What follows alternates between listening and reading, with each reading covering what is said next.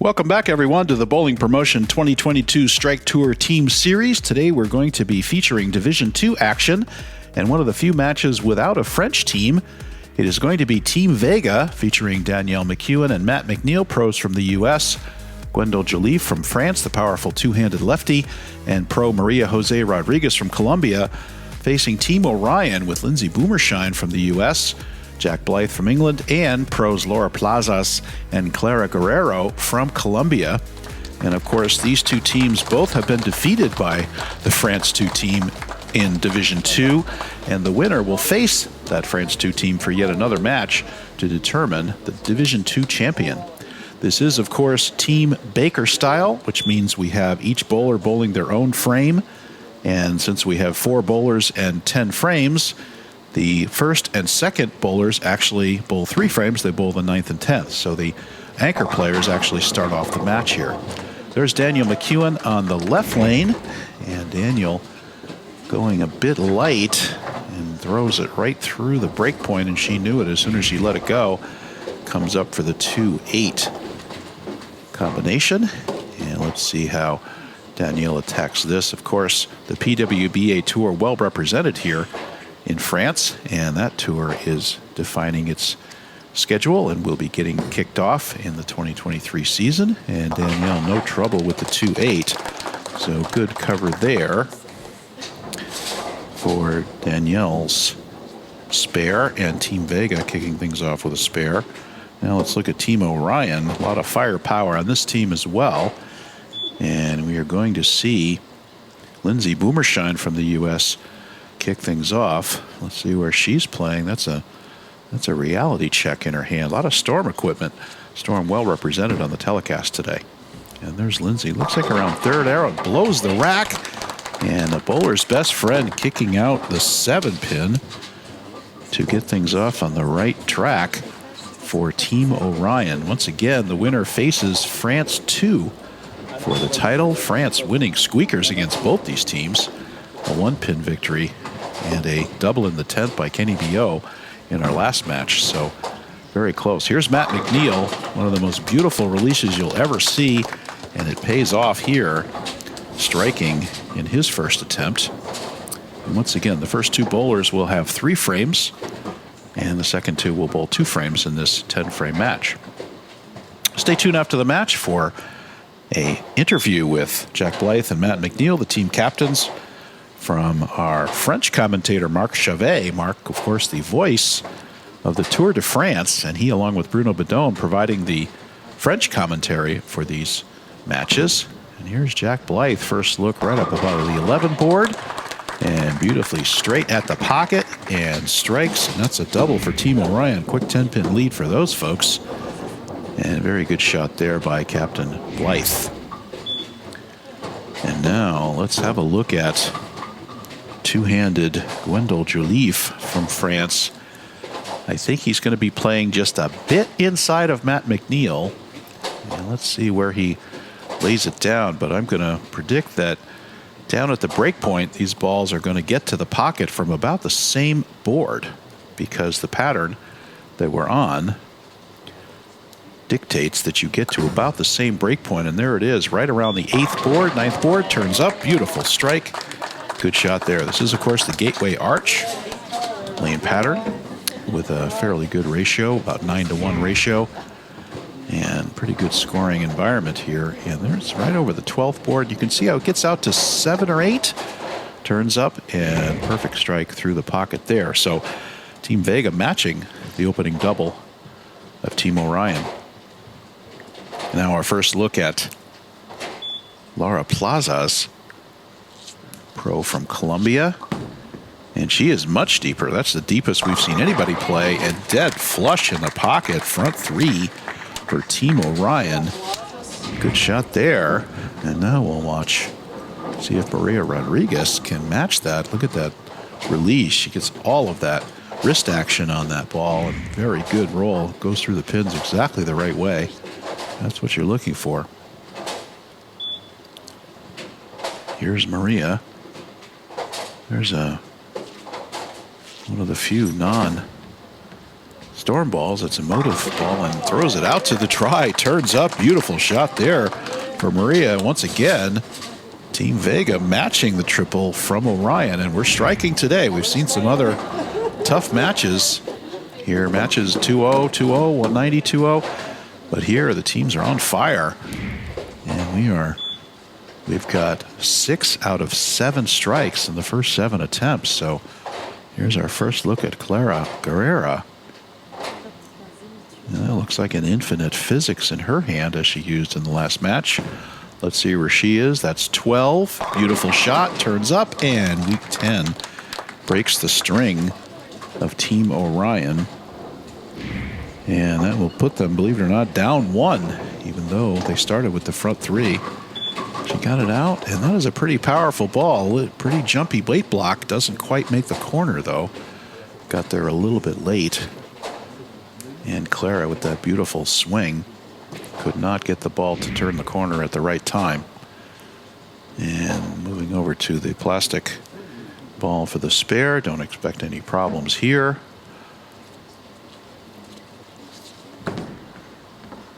And beautiful execution. Good cover there. A lot of really good tip is to keep your balance and keep your fundamentals on your spares. A lot of people, when they go and get into their spares, either throw the ball harder or they try to throw it with a lot less hook or just very, very different. And try to keep your fundamentals, keep your feet under you, and keep good balance, and you'll improve your spares. Here's a nice shot by Danielle McEwen. That's getting there. Mixer can't quite carry it. So both teams break up their strings at 3. And sure enough, we now have exactly a tie match, given that Danielle will convert this 7-pin. So a good scoring match and exactly a tie match here. The lanes are playing pretty true here. You can't really tell. It's very hard with different bowlers to tell which lane is a little bit drier or which one is tighter and how they behave on the back, because you have all these different styles and different equipment people are throwing. There's another reality check, and I think that's what Matt McNeil is also throwing. Great ball in that reality series from Storm, and beautiful shot by Lindsay, except high. Well, it looks like she got around that one a little bit, and that's a first miss we've seen by either team. Oh, no, don't go high, and it does for the baby split. And that's going to put them 2 pins behind now, and with the challenging baby split conversion for Lindsay. Let's see what she can do here. That's a mix. There's a little bit of urethane in that ball, so it might hook just a little, but just misses the 3-pin on the right. Pretty good effort and a bad break there for Team Orion. And now let's see if McNeil can get Team Vega back on the strike track here. And they've taken a 13-pin lead on the bench due to the open by Boomershine. And here's Matt, and watch this release. Is just fearless at the bottom, so smooth. Out to about that 8th board, turns up, beautiful shot. And that's 2 strikes for Matt in this effort. And look at, he's about a zone left of teammate Joliffe until it gets to the break point. Then they're in exactly the same place and with the same result at the pins. Jack Blythe struck his first time. Let's see what he can do here. Straight up 12. Looks like a IQ Tour or something fairly mellow. Not a lot of hook there. And once again, right over 10. And perfect shot there by Captain Blythe. Good shot. And pretty important shot for Team Orion. They need to recover from the open. And right there to the pocket. Keep it simple. Straight at it. Now the powerful lefty, Joliffe. Looks like maybe a dark coat in his hand, and that ball's got a fair bit of flip on the back. Of course, you can bet Matt McNeil had a say in that ball and how it's going to react. He being a representation for SPI, the Storm products out on the tour. He got that one in a little bit, but it stays in the oil and strikes. I think he knew he got it right a hair. Let's see where this crosses. This is crossing around 12, but it does not get out to that 8th board. That couldn't have gotten outside of 10, but it stays up in the oil. Again, Gateway Arch oil pattern, fair bit of ratio, and give Team Vega the double and the 23-pin lead. Almost a must strike here for Plazas to keep them in the match. And once again, over 15. Turn it up, please. Thank you. Good shot. And give them the double back to 13, keeping them in the match. And she really got around that one. Got her hand through it. Had the right amount of revs and threw the pins the right way. Good shot there by Plazas.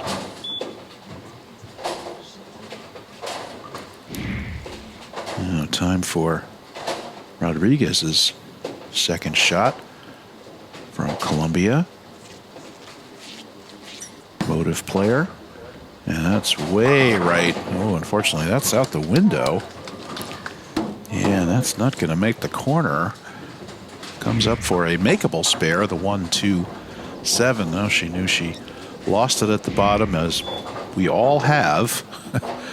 An all too common event as we get to the bottom and try to accelerate through and get the fingers in the ball, and sometimes we just lose it at the bottom and miss right, and it just doesn't recover.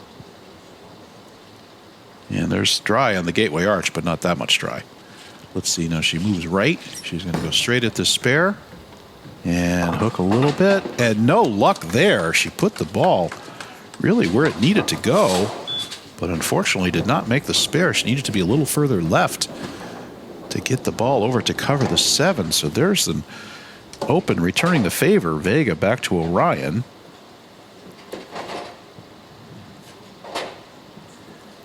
And just like that, we have a tie match again.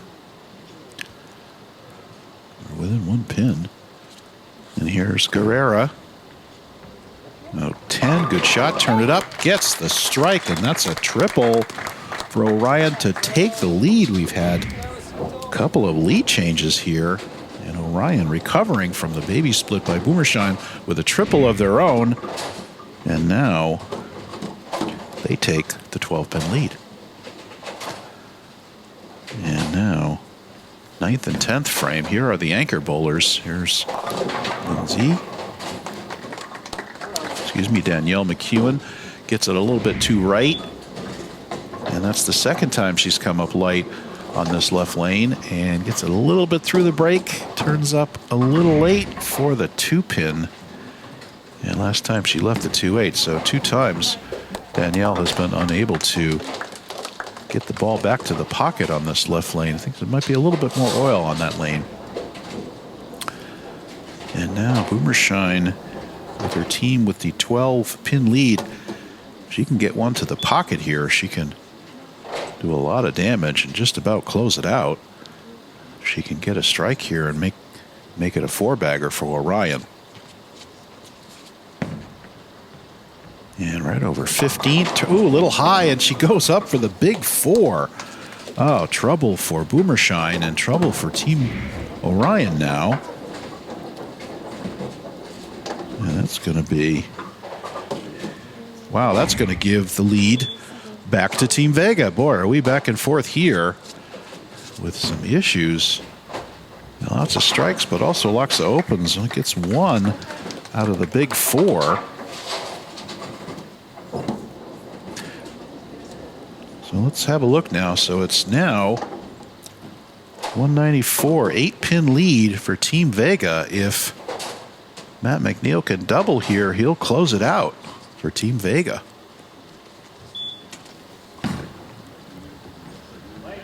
And he goes through the beak and gets a strike. Oh my gosh! The pin comes sliding over It looked like it might have been a baby split. Watch this pin action of Matt McNeil. He says, boy, and he turns around, watch this, right through the beak. That should just stay there just like that. Now you think it's going to be a baby split. That pin slides over and takes out the 2-4-7. Unbelievable for Matt McNeil. Turns around, takes the bow. And if he can get this one, he will put his team in the 220s, and that will do it for Team Vega. They will face France 2 in the final. He gets it out, and dead flush. Beautiful shot there by McNeil. Don't give him a second chance at a strike when he needs it. Good shot there by Matt to close out the match for Team Vega. Wow, what a topsy-turvy match we had here today with opens and doubles and triples and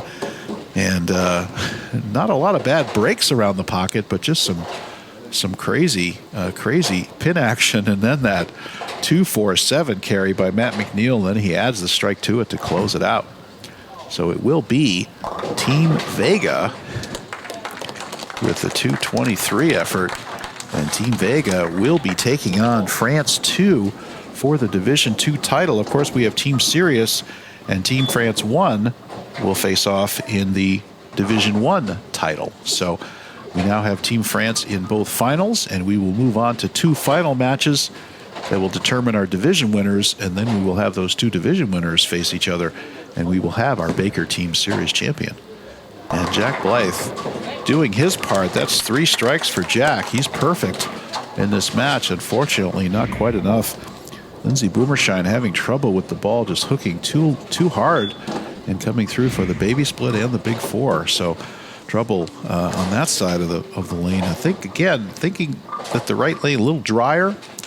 Just looking, the ball seems to be picking up a little quicker than the right lane. You saw, once again, Danielle McEwen missed twice on the low side on the left lane. So let's see if Jack can double here. That would make 2-teen, but still not enough, and does not get it. That's going to be a 2-0 effort for Team Orion.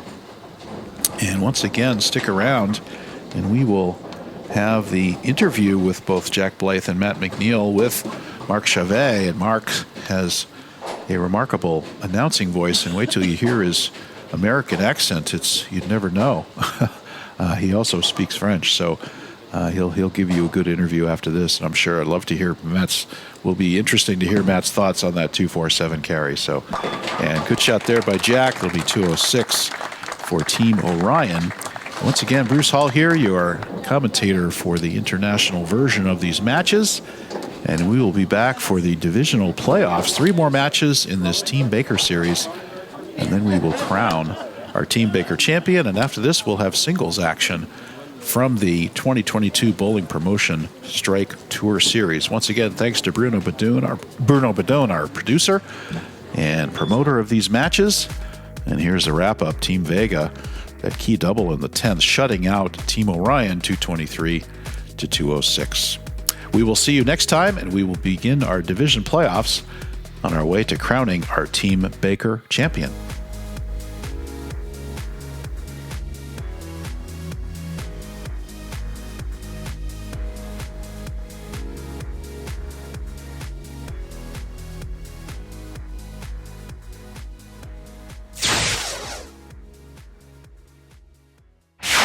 Voilà, une fin de match absolument incroyable entre la team Orion et la team Vega. Au final, c'est la team Vega qui repart avec le lever de la victoire. Une qualification pour les demi-finales avec Matt McNeil qui va nous raconter ce qui s'est passé sur cette 10e frame. Matt, frame number 10, you just pulled a rabbit out of the hat, didn't you?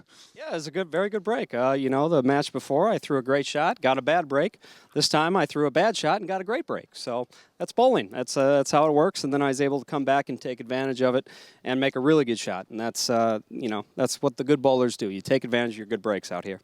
Voilà, c'est l'objectif de tout joueur de bowling de qualité, c'est de pouvoir profiter des opportunités qui s'offrent à lui quand on est sur une piste, et c'est exactement ce que Matt a fait. Alors il parlait effectivement il référençait une réalisation antérieure à laquelle il avait mal joué, ça s'était bien fini, il a bien joué, ça s'est mal fini, bref, lever de la victoire, ils ont réussi à l'acquérir, et on verra davantage évidemment de la team Vega, qualified for the semifinals, obviously coming in with what's the next step going to be for you guys? Well, I think we need to keep doing what we're doing. We're hitting the pocket, we're giving the ball a chance to strike, and that's the ultimate saying in Baker.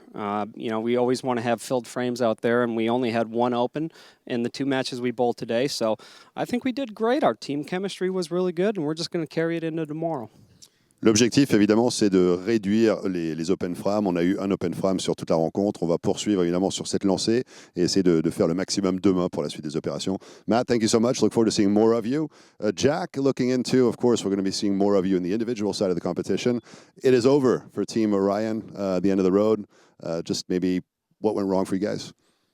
I don't think particularly anything went wrong. We all have bonded so close, and we all communicate really, really well together, and making the adjustments like lane from lane, like what we did from the first day, helped us in the last match. It was just like a couple of splits and bad breaks that really, really cost it, but it's okay. We had a good time, so yeah, looking forward to the Masters Series now. So have a nice rest today, and then tomorrow.